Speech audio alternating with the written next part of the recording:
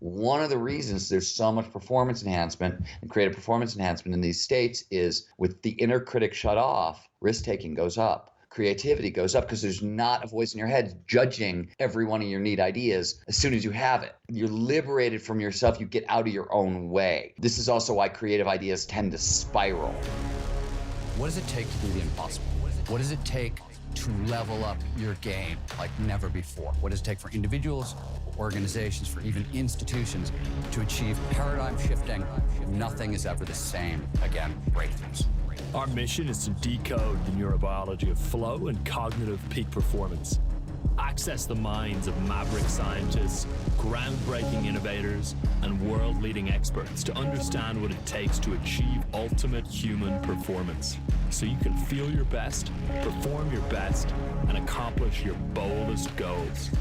I'm your host, Rian Doris, and together with best-selling author Stephen Kotler, I present to you Flow Research Collective Radio.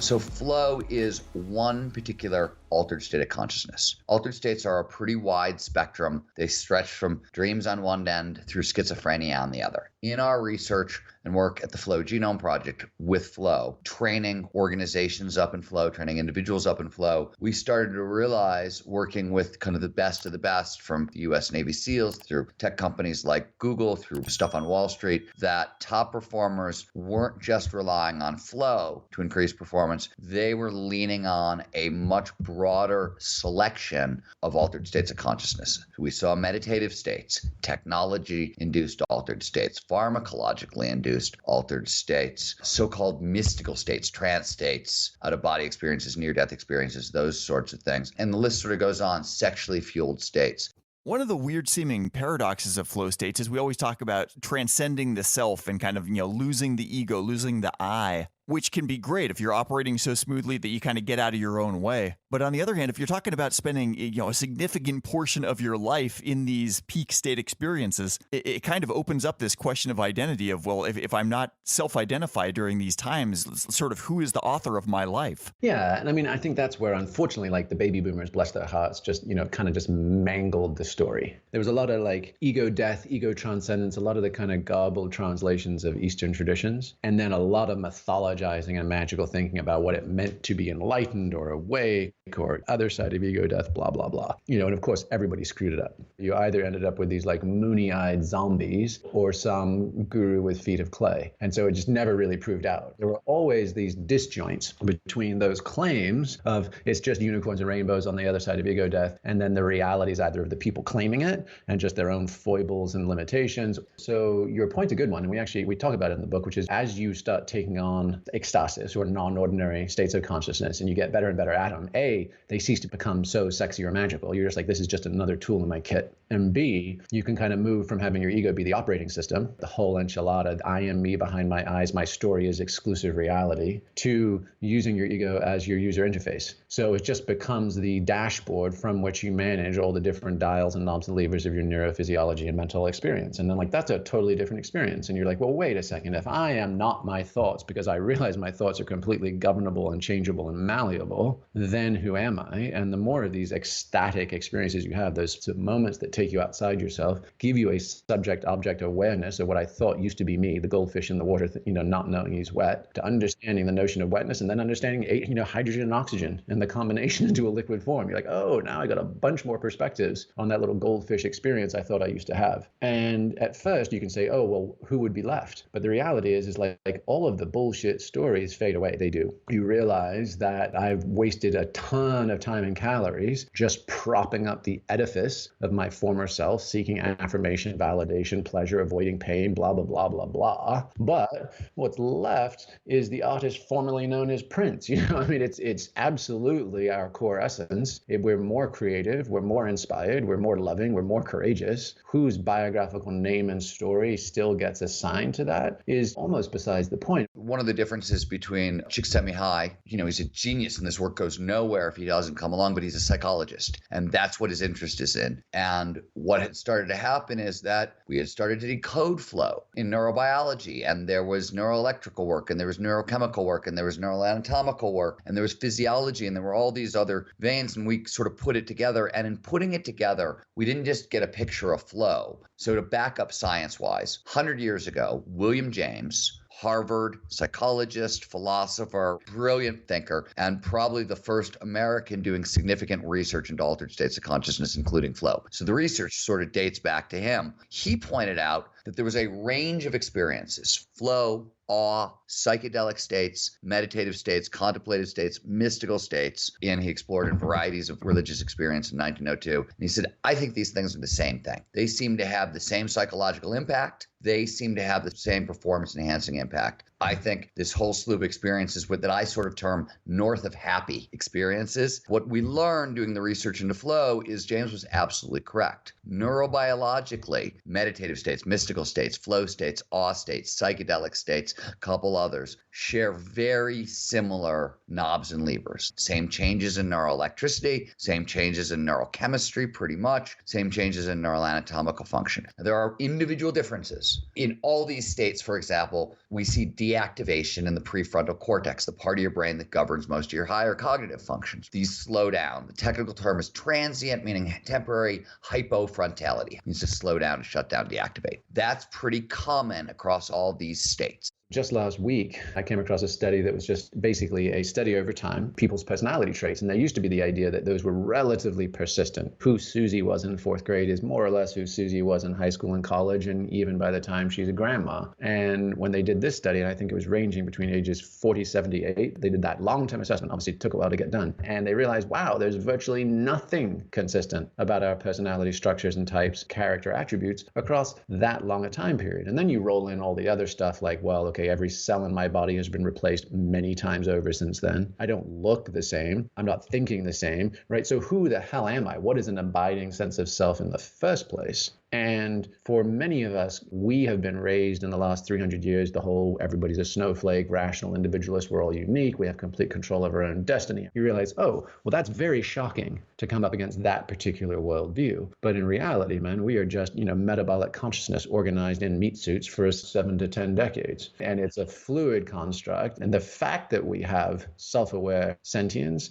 in these life forms with opposable thumbs and prefrontal cortex, that's the fascinating thing. And I don't think we need to get excessively wrapped around the axle of families of origin and biographical stories up to the age of 16 or 20, which most people recycle ad nauseum for the rest of their lives. And it's like, well, look, man, we are upgradable. If we're here aware in this present moment and my limbs basically work and I have agency and choice, that we won the lottery. Let's go do stuff. The difference between a deep meditative state and a deep flow state, you see significant deactivation in the prefrontal cortex in both. The medial preorbital prefrontal cortex is hyperactive in flow, totally shut down in meditation. That's the only big difference we can find. The medial orbital prefrontal cortex governs, among other things, creative self-expression. So in meditation, you don't need the self. You're not trying to express yourself, trying to obliterate the self. Flow, always creative self-expression on overdrive. That's exactly what you're doing in flow. It's a creative state at a very deep fundamental level. If we're talking about less activity in the frontal portion of the brain, which is where we have analytical thinking and a lot of language processing, presumably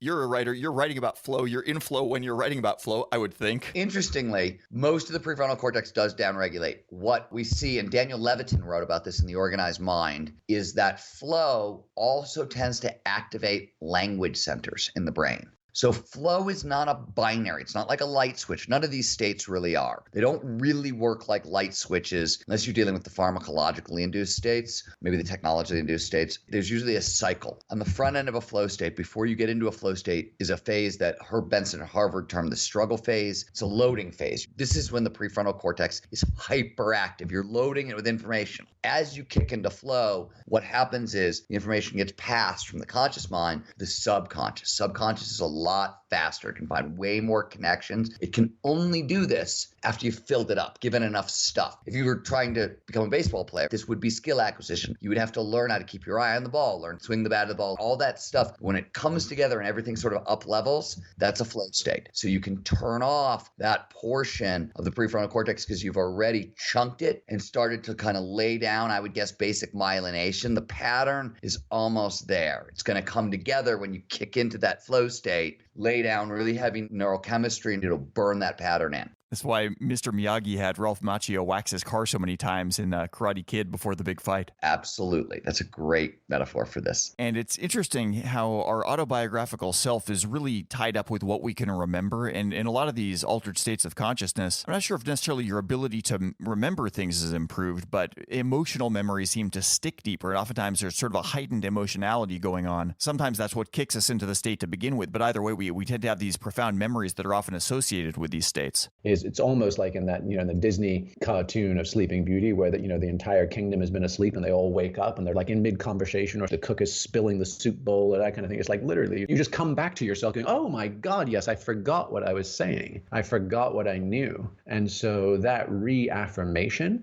of deep knowledge or insight or perspective that we have had, and then we just basically, it almost feels to me like we only have access to certain levels of complex information and inspiration at certain energetic levels in our system. And so as our energetic levels drop out of a non-ordinary or peak state back into closer to waking states, and then even destabilized states, stress, fear, whatever, we just lose access to those particular files. And so by raising our overall energy in our self system, we can unlock higher and higher layers, and they just recede away from us based on our training, based on our performance, based on our balance of our overall system, and based on what psychological models we're running. So the more hung up and wrapped around our own axles we are, and the more holes there are in our system, the more fleeting those experiences are. So you could take two people, you could take a saint and a raver to give them a peak experience, and the saint may come back with the new Yoga Sutras, and the raver may just come back with a whopping great headache and a desire to buy a new ticket for tomorrow night's show. One of the points we are making is this is not the first time in history a group of people have discovered that non-ordinary states of consciousness can impact performance at a deep level. That goes all the way back. And the example we give is a story from ancient Greece where they had the Eleusinian Mysteries. It was a 9-day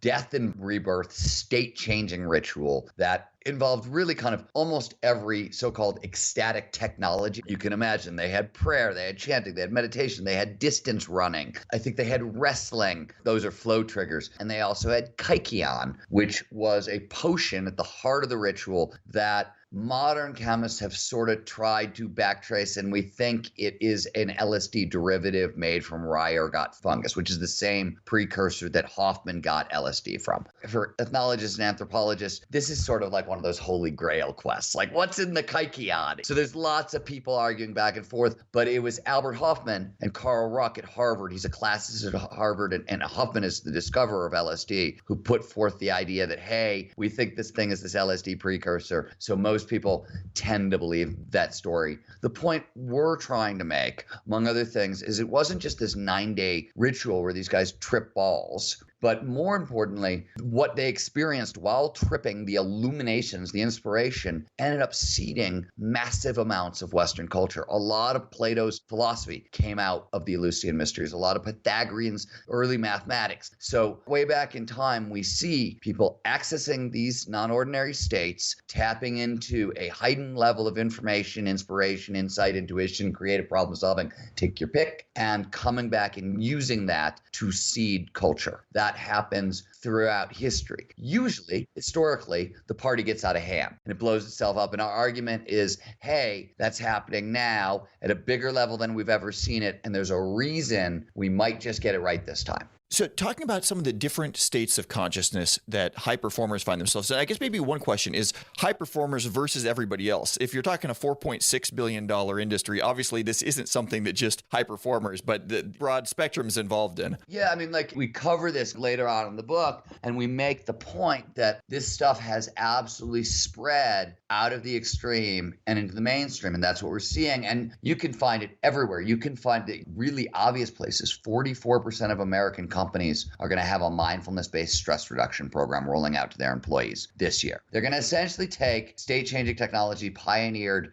8,000 years ago in monasteries, and they're deploying it in business. Now, we call it mindfulness-based stress reduction. We've given it a nice, safe name, but they're using meditative techniques straight out of spiritual traditions, and it's in 44% of American businesses. Yoga is a $28 billion industry, right? The action sports world, action sports, and this is my research in Rise of Superman, are packed with flow triggers. There's a lot of reasons, and we understand these triggers now, but action sports is a gigantic, multi-billion dollar industry at this point, and it sort of goes on and on from there. What are some of the methods that a person could use in trying to become more and more comfortable in peak state experiences so they can maintain those states longer and burn less resources in getting there to begin with? Well, I mean, like, there's nothing new under the sun, right? I mean, every single wisdom tradition, they basically started with these little core groups of ecstatics, having direct connection to God consciousness. They end up trying to share that for a while. It gets violently shut down. And they also realize how many people just screw it up and try and skim the cream. And they end up saying, just be good to it. Just be good to other people. Don't lie. Don't cheat. Don't steal. We're not going to bother telling you the rest, or it gets forgotten. So if you really want to wind it back, it's that whole, good old Abraham Lincoln, I care not a whit for a man's religion unless his dog is the better for it. So do not pass go if you're not actually showing up in this world a better human being. And that said, so then, the flip side is don't die wondering. If you're finding yourself trapped in either neurotic storytelling, I just can't get that inner critic in my head and my life away, or some deep trauma or burden, then cultivating a non-ordinary experience can be profoundly healing, can really stop you dragging anchors behind you and allow you to grow faster. And the simplest would just be practice breathing. Everybody gets all hung up on which particular type, but like just respiratory awareness, from box breathing, which the SEALs do, which is like how long can you hold your breath? Inhale for 5 seconds, hold it for 5 seconds, exhale for 5 seconds, hold it for 5 seconds, and repeat. That's the box. And then can you extend that to 10 seconds and 15 seconds? And can I override my desire to freak out and breathe? Then you can take that to free diving, where you actually would put your face in water or even submerge yourself in water. That's an incredibly good, fundamentally meditative practice, and not losing your mind when your body wants to have a stress response. And then holotropic breathing is just basically breathe as fast as possible, as deep as possible, as long as possible, put on some good tunes and see what happens. But you end up that the neurophysiology of it is you're shifting your nitrogen, and you're basically creating an alkaline pH, alkalosis in your bloodstream, and that massively shifts your consciousness. In fact, Stan Groff at Johns Hopkins developed it as in place of using LSD, which he had been doing as part of NIH sanctioned research back in the 60s until it was shut down. He developed holotropic breathing just as a substitute and found that there was virtually no distinguishable difference between a psychedelic experience and just a respiratorily induced one. Do you know what led him to suspect that might be the case, to look under that rock to begin with? I think it was just probably an awareness of baseline pranayama and that kind of stuff. And something we've been doing is you take that a step further, you combine all of them. You actually start playing with gaseous mixes. So start playing with sports oxygen and nitrous oxide and nitrogen and various other things, and you can actually completely tune and shape consciousness. Those are like PG-13 easy ways. You can go into a sensory deprivation tank. Most cities have those. You can put in music. You can put in brainwave and training music like Brain FM. Get some waterproof earbuds and go float in a tank for an hour and a half or 3 hours. There are micro and macro versions of ecstasis, states that take us outside ourselves. Look at One Taste, the orgasmic meditation folks. I mean, any cultivation of sexuality and sexual arousal, because that's a massive access to neurochemistry. Sexual arousal plus breathing, plus eye gazing, plus whatever. I mean, there's tons of techniques and practices down that road. Just good old-fashioned global travel. Getting outside your own culture is an ecstatic, in the technical sense, taking you outside yourself and your frames of reference. It's an ecstatic experience. Service, soup kitchens, ecotourism, service work in other countries, like those things take you outside our frames. And you can go from all that kind of stuff. You can go from your 10-minute idlers. I've got a Headspace app on my phone, and I just try to be mindful, or I have a heart rate variability app on my phone, and I just watch my cardiac rhythms. To you can go to a clinic in Mexico and try 5-MeO DMT. DMT is a naturally occurring tryptamine in our brains, lungs, and hearts. It occurs in bananas and oranges, and reintroduced exogenously blows you sky high and metabolizes instantly. Go down to Peru and book a trip with a shaman, whatever. You can go from baby steps. You can go from a 9-day Vipassana retreat or 105-degree sauna and the notion of a sweat lodge or sweat bathing. Go do the obvious things and stack them, and you get more intensity and more data. I'm wondering about the commonalities between like the extreme athlete in flow versus, let's say, the mom in flow who's baking cookies, and like baking cookies is where she gets her peak experience from. She's not Rise of Superman, downhill skiing at 1,000,000 miles an hour. No, I mean, like, there's coders in flow pretty much created the internet. There's an altruism-based flow state known as helper's high that was discovered by Alan Lukes, who runs Big Brother, Big Sister. Most creatives in any field need flow to do their work. If you're doing anything, live music, live improv theater, sports, you need flow to get the job done. So flow is pretty ubiquitous everywhere. In the beginning of the book, we give examples both from Google and from the Navy SEALs of how they utilize flow. One of the Csikszentmihalyi's big discoveries, right, back in the 70s and the 80s was flow's ubiquitous. Shows up anyone, anywhere, provided certain initial conditions are met. Of course it is. It's an altered state of consciousness. What the research now shows, and this is Ronald Siegel's work at UCLA, among others, is that pretty much every mammal, humans included, most birds, and some insects have found a way to alter their consciousness to improve performance, one way or another. Whether it's finding native psychoactive plants, which lots and lots of species of animals have done. Children will spin in circles, they'll hyperventilate, they'll roll down hills. We see it all over the place. And the reason is, turns out there are certain critical skills that altered states of consciousness are the very tool evolution gave us to solve these problems with. If it comes to how do we heal trauma, how do we deal with hyperanxiety, how do we deal with extreme stress, how do we handle creative problem solving, situational awareness, cooperation, collaboration, high-speed decision making, we have a very hard time trying to train anybody in any of these skills. And the reason is they're not skills. We keep trying to train up skills. They're actually states of mind. We're training the wrong thing. For example, McKinsey did a 10-year study and they found that top executives are 500% more productive in flow. Creative studies on non-ordinary states of consciousness, whether you're talking about meditative states, psychedelic states, flow states, show boosts in creativity from 200% up to 700%. Huge spikes in creative problem solving. So two of the most common characteristics of any non-ordinary state, all the ones we're talking about, and flow, is they're selfless and they're timeless. Your sense of self vanishes and time dilates. And why does this happen? Well, turns out time is calculated all over the prefrontal cortex. This is David Eagleman's research at Stanford. I actually got to participate in some of it. And as parts of the prefrontal cortex wink out, we can no longer perform the calculation. So past and present from future get screwed down into what psychologists call the deep now, right? In elongated present. Time dilates, it stretches out. Yeah. Same thing happens to your sense of self. Self is a network. It's a bunch of different structures in your prefrontal cortex. And as that network goes down, we can no longer calculate our sense of self. So the self disappears. The inner critic, that nagging, always on defeatist voice in your head, shuts down. One of the reasons there's so much performance enhancement and creative performance enhancement in these states is with the inner critic shut off, risk-taking goes up. Creativity goes up because there's not a voice in your head judging every one of your neat ideas as soon as you have it. You're liberated from yourself. You get out of your own way. This is also why creative ideas tend to spiral. It's interesting. It seems like in the natural environment, us living back on the Serengeti or whatever, like oftentimes when we would be in flow is kind of when the shit had already hit the fan. We're talking about it as something that we want to vault ourselves into. It's an interesting question. A lot of people have said that. Now, I actually, in my book, A Small Furry Prayer, made a different argument, and there's research to sort of back this up. So one of the powerful chemicals in flow is anandamide, same psychoactive that's in marijuana. Research at the University of Arizona, they took humans, dogs, and ferrets and had them run on a treadmill. And then they measured the amount of anandamide in their bloodstream, which you can do. Anandamide flows freely across the blood-brain barrier, so it's not like endorphins. It's not hard to measure. You can measure, get good levels in the blood. Turns out humans, dogs have anandamide, which is great presence of runner's high. Ferrets do not.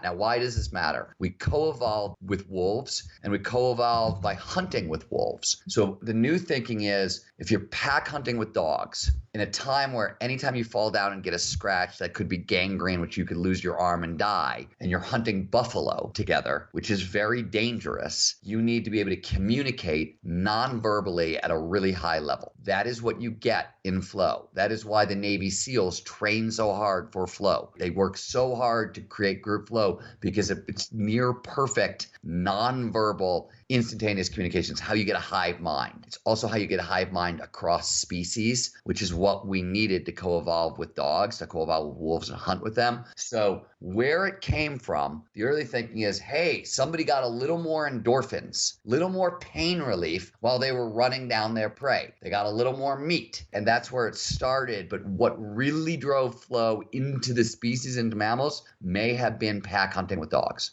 What do you feel like for a healthy, psychologically mature adult human being is the percentage of your time, percentage of your waking hours that you would spend in your default state of consciousness versus an altered state of consciousness? Like that language sort of skews us in a certain direction. I mean, in some respects, I'd say as little as you have to keep the lights on, the bills paid. Really, there's an inflection point. We see this with folks that train with us at the Flow Genome Project, but also in general, which is it starts out, I'm a regular waking schmuck trying to get momentary relief from myself, and I'm seeking a flow state, a peak state, a non-ordinary or altered state. And I have it, and it lasts for minutes or moments or hours, and then I come back, and I'm back to regular old me again. And the better you get at it, there's a sort of watershed moment where it now goes from the states I am forever seeking to it's a stage I'm mostly living in. And now what I notice is when I get kicked in the balls and I get knocked out of it. So, it's a very subtle inflection point, but it's a potentially profound one, because then you're like, oh, you mean I can actually give up, predict and control, egoic, neurotic scenario planning, and then I can actually start trusting my ability to be lived by life. And that's a very different thing. And I mean, good analogies are in action sports, but anybody that's engaged in downhill sports, downhill mountain biking, downhill skiing, mogul skiing, whatever it would be, is like the faster you're going, the further down the hill you have to look. And you cannot just be looking at your toes or your front wheel. If you do, you're forever reactive and you'll generally get thrown. And the very thing you're afraid of the most will happen. But the further you can look down the mountain, it allows you to travel faster because you get to trust that what's right in front of me, my eyes, my body, my equipment have already seen, processed, and factored in. And that's a fundamentally different way of living. And it is infinitely higher impact and more enjoyable. What we've seen, and what I think you get one, maybe two small flow states a day. I have a writing block in the morning that usually produces a low-grade flow state, and then I can usually get it via exercise later in the day, or yoga, or something like that. You can get longer, bigger flow states, but these things are expensive for the brain to produce. Certain neurochemistry, certain chemicals, certain minerals, a lot of calories, a bit of energy. You definitely don't want to be there all the time. And what goes up must come down. And there's healthy reasons for that in flow, because pattern recognition is through the roof. You have tons of creative ideas. They're not all great. On the back end of a flow state, after you've exhausted all that feel-good neurochemistry. So I always say, I love writing in flow. I want to edit out of flow. Because if I still like what I've written when I've got no more feel-good neurochemicals, I know it's good. So I tend to believe evolution built the down on the back of the high in for a reason, to fact check your creative inspirations. I think it's a fail-safe and it's part of the system. I think these are the states that evolution designed for us to innovate. You don't want to act on every crazy, neat idea you have. You want to be able to come back down. You couldn't have gotten access to those crazy ideas without self being turned off, without pattern recognition being through the roof. But you also want to be able to evaluate them in the cold, sober light of day and go, good idea, bad idea. So I think the whole system, the way the whole flow cycle works, evolution tends to be conservative by design. And it strikes me that just a down period after a big up psychologically isn't super useful, but it is if you're using it to judge your innovations and your ideas. I want to talk about, this is the dark side, but evil flow. What's it look like if a supervillain gets into flow, or your least favorite person in the world? Presumably, we've been talking about this like it's all gumdrops and dandelions, but these could be powerful states in the wrong hands. Presumably, Genghis Khan, Attila the Hun, these guys were in flow as they were slaughtering tens of thousands of people. We cover this at length in Stealing Fire, and you bring up an excellent point. So let's just talk about this a little bit. Individual flow, that's you in a flow state, performing at your best. Group flow is what happens when a team gets into a flow state together. So the Navy SEALs, if you've ever taken part in a great brainstorming session, or if you've seen a band come together and, the jazz quintet is suddenly like everything is flowing and moving, or the improv theater troupe, it's all working, or a fourth quarter comeback in football, what the Patriots did in the Super Bowl.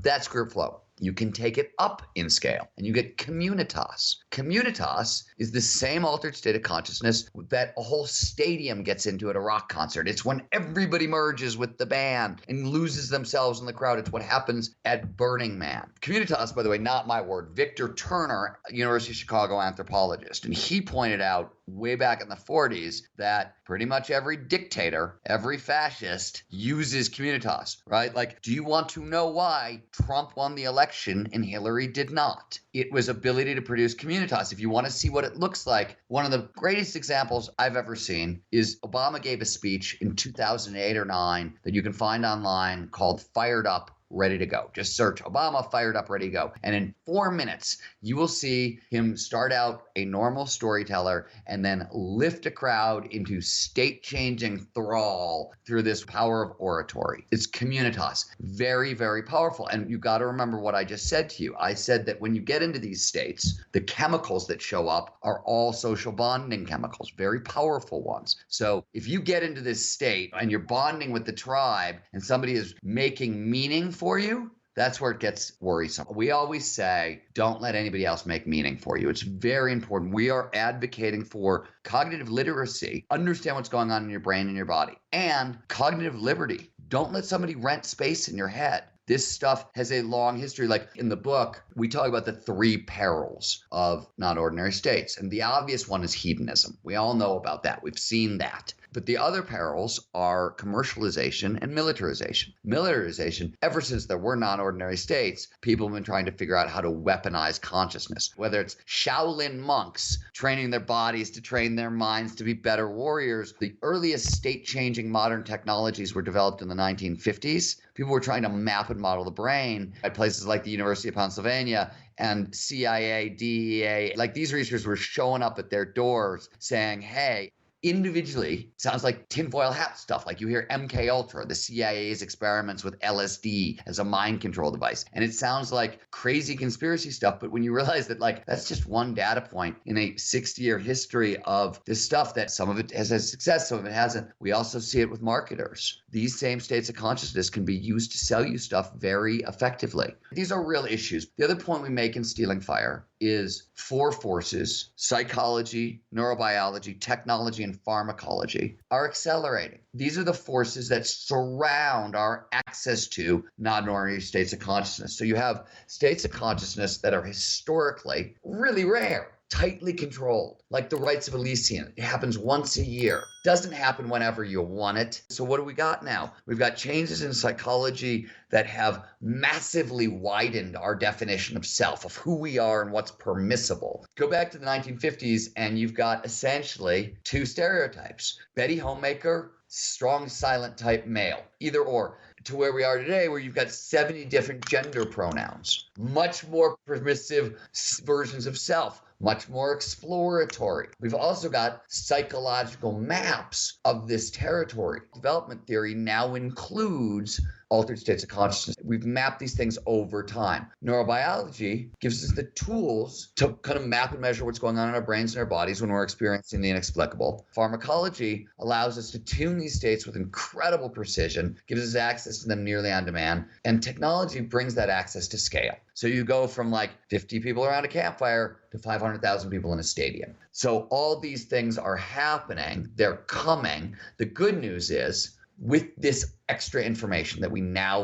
finally have, we hope there's a middle path between the like excess of the kind of counterculture on one side and the top-down control of church and state on the other. So one of the things that people continually ask us, simply because we're making a clear and considered case for non-ordinary states, is, oh, you must be just kind of blind advocates. What about all the problems? What about all the drawbacks? And to which we would say, exactly. The very fact that there's a $4 trillion economy that we all collectively are spending non-deliberately for the most part, often destructively and addictively, just to get out of our heads. The fact that 1 in 4 of us are on psychiatric meds, the fact that the World Health Organization just published that suicides, taking our own lives, is killing us more than natural disasters and violent crime. Like, we are our own greatest threat to ourselves, would suggest that what we really need is a move towards cognitive literacy. We need to understand that how our bodies and our brains shape our minds and hearts. And we also need to understand understand who is seeking to influence our own decisions and perceptions, who's looking to rent space in our heads without consent, and whether that's political movements, whether that's marketers and consumerism, what you name the venue, we need to understand what our own level set is. And we also need to understand that being able to shift the channels of consciousness freely and skillfully and appropriately is a human birthright, and it's essential to our foundational health. We know that being able to shift out of 21st century normal, the tired, wired, stressed, and be able to experience even moments of alternate states of consciousness and integrate them into our lives heals trauma, increases creativity, boosts collaboration. And the numbers are absurd. They're 200%, they're 400%, they're 500% greater than benchmarks and norms. So what we need, right, is to integrate these things. We need to start talking about addiction. We need to start talking about sexuality. We need to start talking about religion. These statements require us to act. And this is no longer just an endless lap of navel gazing and spiritual materialism. I'd like to talk some about that idea of people renting space in our heads. To an increasing extent, it's really hard not to do that. Facebook's going to be tracking your friends. Google's going to be following you around the internet. The Internet of Things devices are going to be telling about what you're up to. And all this is going to be for your benefit. You wouldn't want to necessarily opt out of these things. But on the other hand, this massive infrastructure already exists that is learning everything about you and at the same time knows from broad demographic trends how you can best be manipulated, the type of person you are, the things that are going to be triggers for you. And all of these decision-making processes that, even if we didn't necessarily know what they were, at least they used to be internal to us and weren't strategized by some third party. Like suddenly, internally as well as externally, we live in a very manufactured reality. What is the right way to think about this? What's sort of the middle path between just being a utopian, it's all going to be okay, and being the Unabomber and going out and living in a cabin with no internet? Yeah, I mean, there's a bunch of ways. I mean, I say cognitive literacy, number one, is just understand the tools that you're using and are using you. And if it's free, it probably isn't. So reading The Master Switch by Tim Wu, reading Cognitive Surplus by Clay Shirky. Clay's a little, he took a right critique, I think, and just being a little bit of just an upside booster on the whole thing. Read Douglas Rushkoff, Program or Be Programmed. Understand from smart media critics, information theorists, what's up these days? Because there's a lot of digital sharecropping going on, that people are just serfs to a capital stack that sits behind these companies while we all create the value inside those platforms. Snapchat's valuation is based on how many times it gets my kids to check back in and maintain meaningless streaks with friends they don't even talk to in real life. So just understanding the mechanisms of action is huge. Kevin Kelly wrote a good piece in Wired magazine last year about VR and AR, specifically about Oculus and Magic Leap. And he's like, look, if we're concerned that our smartphones are a surveillance device we willingly carry around with us in our pocket, VR and AR will be surveillance states we willingly enter. All of the micromuscles, all of the biometrics, all of the pupil dilation, all the capillary skin response, like we will happily just trade all that information just to blow my mind. And in reality, right, that's us in the palm of someone else's hand. And so awareness, just awareness and choice. We use these tools are using us, and do not kid yourself to the contrary. And the other is that, you can make a case that sort of Tim Leary had it backwards. His famous thing was, tune in, turn on, drop out. And it's much more like tune out, turn off, drop in, drop into the mountain, drop into life, drop into the beats, like go live a little in these bodies of ours. Tune out the digital distractions, turn off the incessant interruptions and the media cycle noise, and drop in. Like some of the stuff that we don't understand about Silicon Valley. Why is it such a big deal that Google has in-house dry cleaning and free food and really healthy food and gyms right there and all that stuff? Because they want to keep you in flow. Because if you have to start thinking, oh my God, I haven't done this and I got to do that, you're turning the prefrontal cortex back on. You're putting the I back in the equation. So all those things that we don't understand that seem like perks, they're actually performance hacks meant to keep people in flow. I mean, there's interesting studies that were done on coders, and they found that coders in flow can get knocked out by as little as a text, and it will take them 15 minutes to get back there minimum, if they get back at all. One of the things that was mentioned in the book and I thought was super interesting was Navy SEALs using flotation tanks to speed up language acquisition, learning new languages. Now, admittedly, most of us listening are probably not Navy SEAls, but all of us are interested in learning. And what are some of the broader lessons there? The lesson is it's a big dump in all these states of consciousness I'm talking about. There's a big neurochemical dump.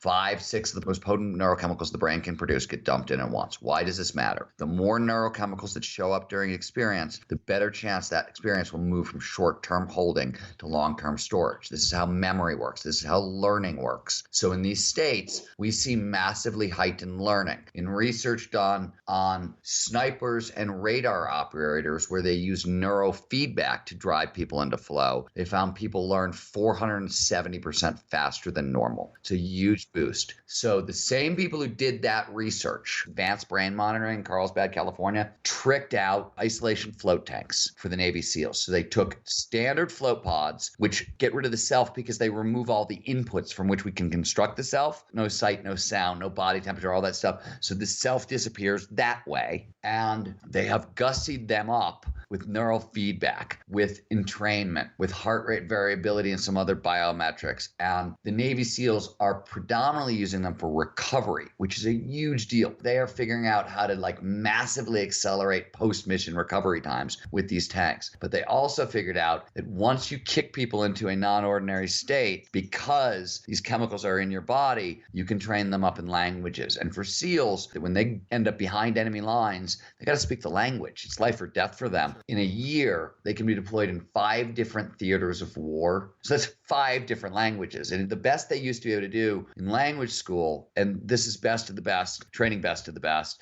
was 6 months. With the float tanks, they got it down to 6 weeks. Are there any people for whom flow would be inadvisable, like where this would just be not something, if you're a doctor, you would not prescribe a flow state to person X? It's a very tough question. Here's my answer. What I found with flow, so once a month, somebody comes up to me, usually very wide-eyed, like, dude, you got to study me. I live in a flow state. I'm always in a flow state. And I laugh and I'm like, we have a word for that. We call that mania. So if you are on that spectrum, if you are a manic depressive, if you're on that spectrum, you tend to in flow get a ton of dopamine flowing through your system. Excessive dopamine is mania and schizophrenia, thus the problem. With all these states, you actually need a level of emotional responsibility. And when you get into these peak experiences, these high perch experiences, you get to see farther over your life is what happens, right? You actually get a little more perspective. We end Stealing Fire on this very idea. This does not excuse you from the human condition. You have to actually do that work to really utilize these states. Otherwise, they tend to go badly. When you do the work, you get to move farther up the development scale. You become more mature. You gain all the traits that we associate with wisdom very, very quickly. It's an accelerant up that scale, but you've got to do the homework. Yeah, I guess that goes nicely with the stealing fire metaphor in the book title. You can't just take the fire and burn houses down with it. You've got to learn to build a wood stove or build a steam engine, make this useful. With these new tools, we have options. We understand options. And let me give you a great example. So I said earlier that these states can heal trauma and that they can help us psychologically. And the great research on this comes out of 3 different studies into PTSD. PTSD, it's an intractable condition psychologically. SSRIs, like Prozac and Zoloft, are horrible. They don't work in severe PTSD. They don't work in most people with mild to moderate PTSD. They don't seem to work for almost any women. And the treatment only works for as long as you've taken the pills. You stop the pills back where you started. So not a phenomenal option. Yet 25 million Americans at any one time, so roughly 1 out of 10 of us, has PTSD. This is an epidemic. Yeah. So back in 2003, the Multidisciplinary Association for Psychedelic Research and a psychologist named Michael Mitherhofer decided to test MDMA, right, the psychoactive inside of ecstasy, on soldiers with PTSD and victims of sexual abuse and childhood abuse. And they found that 1 to 3 MDMA therapy sessions, so that's combining the psychoactive with talk therapy, was enough to significantly decrease or completely cure PTSD. It stayed in remission for over 5 years. It's not like stop the pills and you're back where you are. It's a permanent fix. So in 2011, they redid that study at Camp Pendleton with soldiers with PTSD, and they replaced MDMA with surfing, which is a phenomenal flow trigger. And they use surfing as a trigger for flow and talk therapy. It's the same protocol, but surfing instead of MDMA. 5 weeks of surfing and talk therapy was enough to completely remove or totally abate PTSD in soldiers. Then last year, they redid the same study with meditation. And they find that 4 weeks of like a transcendental style meditation was enough to significantly reduce symptoms of PTSD or completely cure it. So you have same trauma, 3 different state-changing technologies, different levels of risk and immediacy, depending on where you're at and what you're into, right? You know, if you need your results by tomorrow morning and you have a high risk tolerance and you have the ability to get into a government study, or you're willing to do an illegal substance and find an underground therapist, well, you can fix yourself in a couple of days. If you want to do the hard work of learning to meditate 20 minutes a day, which is not for everybody, not super easy, you can get it done in a month. Or surfing, a little more fun, a little more playful, and you don't have to surf every day. You only have to surf 2 times a week with talk therapy. So similar results, 3 different state-changing technologies. We understand at every level of the mechanistic change why this is happening. We understand how it works. And that's the big deal here. We have options. We have choices. We can have cognitive literacy and cognitive liberty, and we can massively increase aspects of our life. If what you've heard on Flow Research Collective Radio has been helpful, please consider doing us a solid and leaving us a review on Apple Podcasts, Spotify, or wherever you are listening to this. Reviews help us connect to a wider audience so we can get these peak performance principles out to more people.